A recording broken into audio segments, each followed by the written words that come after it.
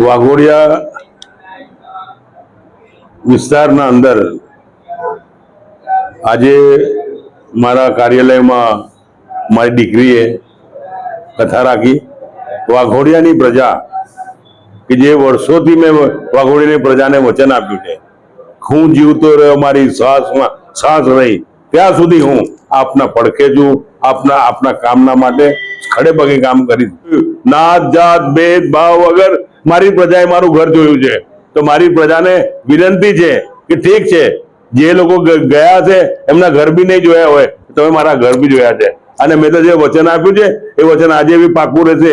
હું જ્યાં સુધી જીવતો રહ્યો ત્યાં સુધી મારું વચન રહેશે. અડધી રાતે મારા ઘેર આવશે, મારા ઘરના દરવાજા ખુલ્લા રહેશે. અને આ જે ચાલી રહ્યો છે વાઘોડિયા મત વિસ્તારના અંદર, કે જે વડોદરા તાલુકો અને વાઘોડિયા તાલુકો થઈને બેઉ વિસ્તારને મત વિસ્તાર છે, એ બેઉ મત વિસ્તારના અંદર જે કાવતરા કરી રહ્યા છે, જે કરી રહ્યા છે, કાન ખોલીને સાંભળી લેજો. હું મેદાનમાં આવી રહ્યો છું. પછી જે 2 નંબરના ધંધા હોય કે જે બી હોય એ સમજી જજો. અને પોલીસ અધિકારી હોય યા મામલતદાર હોય, સમજી જજો. જો 14 મુહૂર્ત ના બાપુ તમારું નામ બધું શ્રીવાસ્તવ ના કહેતા એ મેદાનમાં નીકળે છે. ન કોંગ્રેસથી ન ભાજપથી આ મારી પ્રજા કહેશે કે બધા સંગઠન થઈને લોકશાહી મોરચો બનાવો યા કોઈ મોરચો બનાવો. એ મોરચો બનાવીને લડાઈને તાલુકા પંચાયત બી લડાવવાનો, તાલુકા પંચાયત બી જીતાડીશ. અને તાલુકા પંચાયતના અંદર જે વિકાસ બાકી છે, મોટું વાઘોડિયાના અંદર ડેમેજની જે ગંદકી છે એ દૂર કરવાનો હું પ્રયત્ન કરવાનો છું નગરપાલિકા આવીને.